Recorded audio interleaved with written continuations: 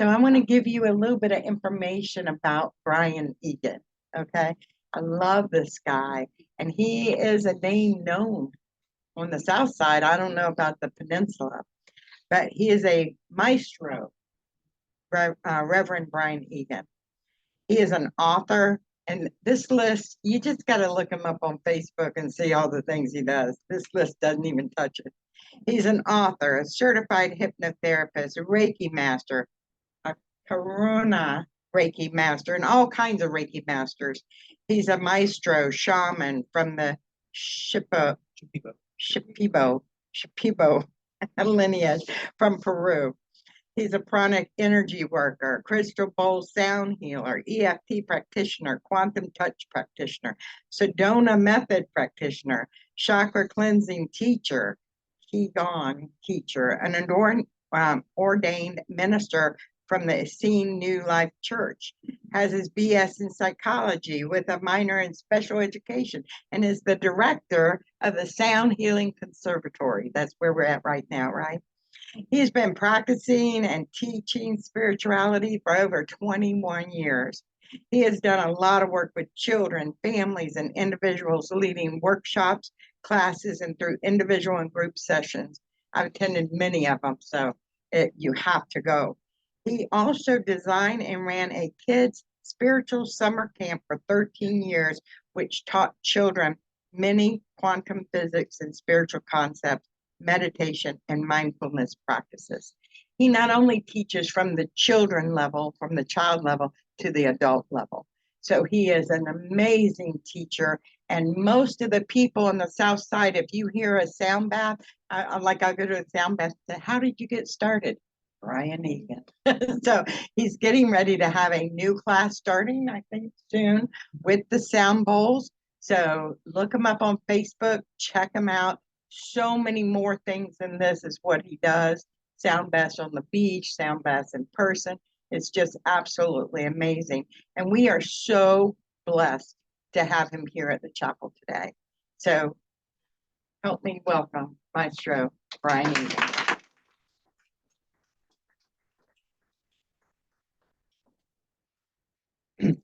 Thank you. Thank you, everybody, for being here, for showing up for you. You know, this is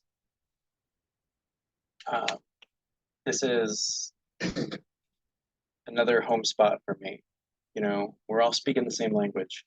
You know, metaphysics is what this is all about. You know, the higher form of what we're showing up as in the world, the things that happen beyond the physical. And here we are as one, sharing and connecting. And today I really wanted to talk about fear and acknowledging fear. Yeah, so fear. So acknowledging fear. What does it mean to acknowledge fear? You know, it's to call it out by name. It's to see what it is and to see how it shows up in our life. You know, fear is, you know, forgetting everything that's all right, right? That's the simple acronym for it, right? It's us forgetting that we are in a state of unconditional love and acceptance at all times. And when we block ourselves from it with our attachments and our things that we hold on to on our reality, then we aren't able to step into the love that we are. We aren't able to bridge the gaps in our world that hold us back from our highest, most authentic, most clear self. Everything I saw as I've been walking around the church is about enlightenment. And that is what all of this work is towards. The great work of transformation, of completing our mission here, not just as one person, but as a whole community, as a whole reality. You know, as we heal, everything in our resonance, our field, heals as well. And we all step up a little bit lighter. And we all step up a little more clear. But that first step, right, is the scariest, most painful one. That first step calls us back into the old self. to acknowledge it. And, you know, it's like the first step in 12 steps, right? Calling it out. What is it? What is it that we need to let go of? If you can't call it out by name or see it, then it sits there laughing at you and holding you hostage and prisoner in your own life. So in the work that I've been doing, Ho'oponopono, can't speak enough about it. It is amazing. It's a Polynesian healing technique. It's the simplest thing in the universe. 4 phrases. I'll say them again. I say them every week on here, every week in my meditations, every time I do something, every time something comes up in my reality that is a confrontation that I need to address, I address it within first. Because that's the only place you can address anything. And when I address it within, I acknowledge it. And that acknowledgement is that first phrase. It's I'm sorry. So, well, I guess that's not right. There's 4 phrases, right? And so the order can change depending on who you're talking to. Here's the phrases. I love you. How often do we say that to ourselves? Not enough, right? Second phrase, I'm sorry. Has anybody ever apologized to themselves? You should do it more often if you don't. And I've had people argue with me about the phrase and saying that you should say, I apologize. But the idea is claiming that I am again. So saying I'm sorry is owning the pain once again. Not that I have to go through it all again, but to see that it happened. It wants that acknowledgement so that it can go away. Otherwise, we're just holding it. And we're keeping that space holder in our psyche, in our heart, and in our body, because our body totally keeps score, right? So thinking about that, when we claim it again, we're holding it again. But we're holding it to move it. You know, again, if you can't pick it up, you can't move it. But picking it up, all it is acknowledging it. It's picking it up in your body, in yourself, in your emotions, in how you show up and how you show out. So right now, everybody, think about something you're afraid of. Call it in. You can go big, you can go little, whatever it is, something that you're afraid of. Maybe it's public speaking.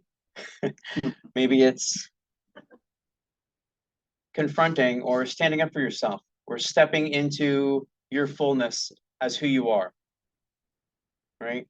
And so notice that fear. Tell yourself, because you're the only one that can, right now, in your mind, I love you. Hear it. Notice where you don't want to accept it. Notice where there's a, I love you, but, I love you, or, I love you, I don't know, maybe not today, right?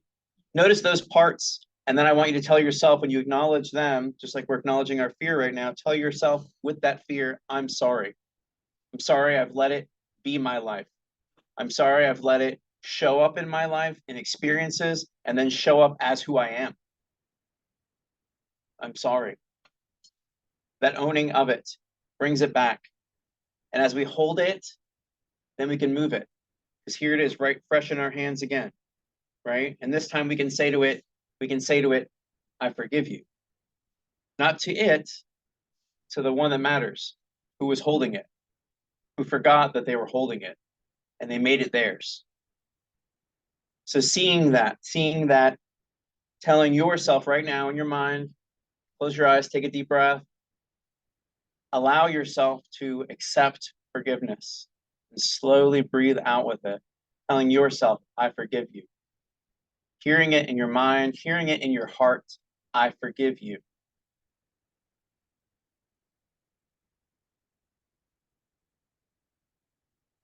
I forgive you for holding fear. I forgive you for holding the past. I forgive you for holding pain. I forgive you for holding expectations of joy. When we hold on to the positive, they don't always come back the same way. But when we let go of the positive, it comes back even better. And in all of that, if you can let it all go with the forgiveness, hold gratitude for that. Give yourself the grace and compassion in that full acceptance. Acceptance for the difficulty, acceptance for the love. acceptance for the forgiveness.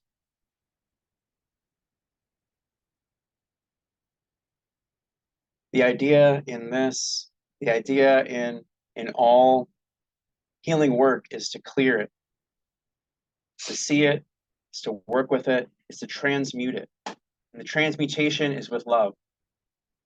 We block ourselves when we forget that everything's all right. When we forget that we are whole, no matter what's happened to us. When we forget that we are unconditional love with no boundaries. When we are that infinite resonance, that sacred self. Our heart holds that pattern all the way through every way you can see it. When we look at it through the film of the Kabbalah, it was Tifereth. Tifereth is our engine, the center point of our Merkaba, is our whole self that we use as we clear it by moving the things away from us that are unnecessary. And once it's clear and our heart is clear, our resonance changes. It shifts. We aren't stuck in the patterns of the past, in the prison of the self that we've built, of fear, of loss, of pain, of sadness, of anger. We can hold that higher vibration for the world around us.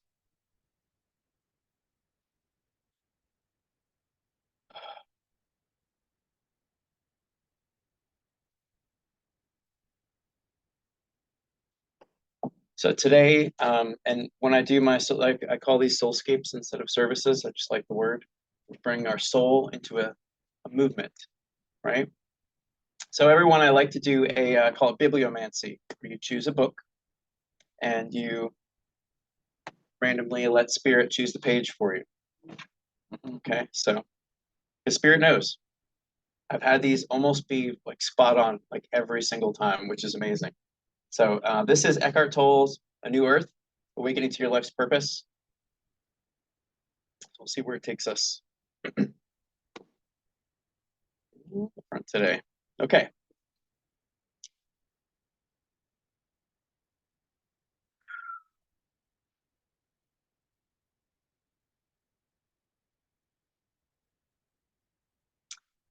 Will you become less? This is page 40. Will you become less when you let go of it? Has who you are become diminished by the loss? There was a few minutes of silence after the last question. When she started speaking again, there was a smile on her face and she seemed at peace. The last question made me realize something important. First, I went to my mind for an answer, and my mind said, yes, of course you have been diminished. Then I asked myself the question again, has who I am become diminished? This time I tried to feel rather than think the answer, and suddenly I could feel my I amness. I've never felt that before. If I can feel the I am so strongly, then who I am hasn't been diminished at all. I can still feel it now. Something very peaceful, but very alive. That is the joy of being, I said. You can only feel it when you get out of your head. Being must be felt. It can't be thought. The ego doesn't know about it because thought is what it consists of. The ring was really in your head as a thought that you confused with the sense of I am. You thought the I am, or a part of it, was in the ring. Whatever the ego seeks and gets attached to are substitutes for the being that it cannot feel. You can value and care for things, but whenever you get attached to them, you will know it's the ego. And you are never really attached to a thing, but to a thought that has I, me, or mine in it. When you completely accept a loss, you go beyond ego and who you are. The I am, which is consciousness itself, emerges. She said, now I understand something Jesus said that never made much sense to me before. If someone takes your shirt, let him have your coat as well. That's right, I said. It doesn't mean you should never lock your door. All it means is that sometimes letting things go is an act of far greater power than defending or hanging on.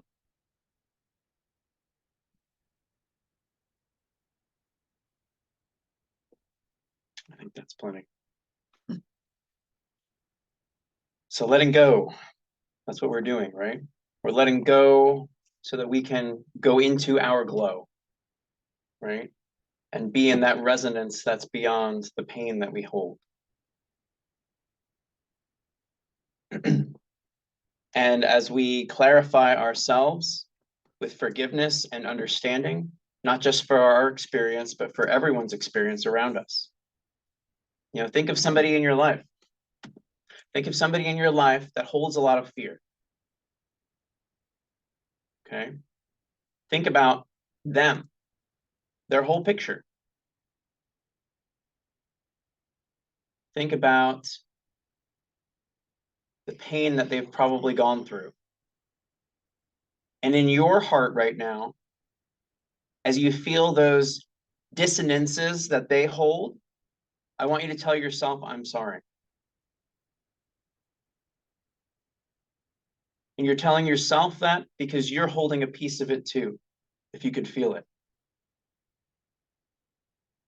And so as you notice that, just like before, allow forgiveness.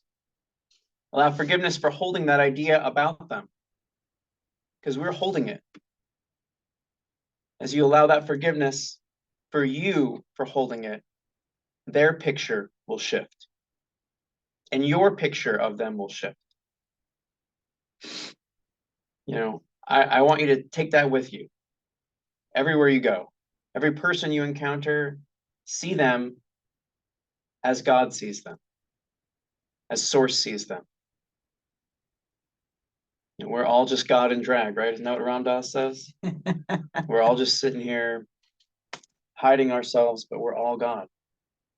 Peekaboo, we're still God, right? So see that. You know, when we step back into our bodies, right? After we leave church on Sundays, or when we go back into the regular world, we forget all these other things too.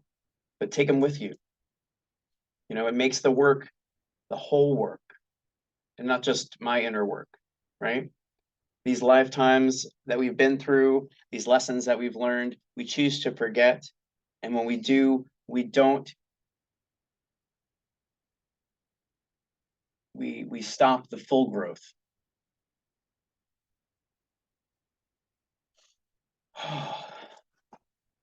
So,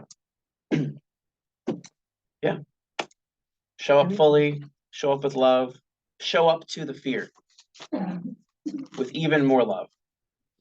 You know, give it your coat, give it your whatever you need to give it everything. It all starts in you. Thank you. Thank you.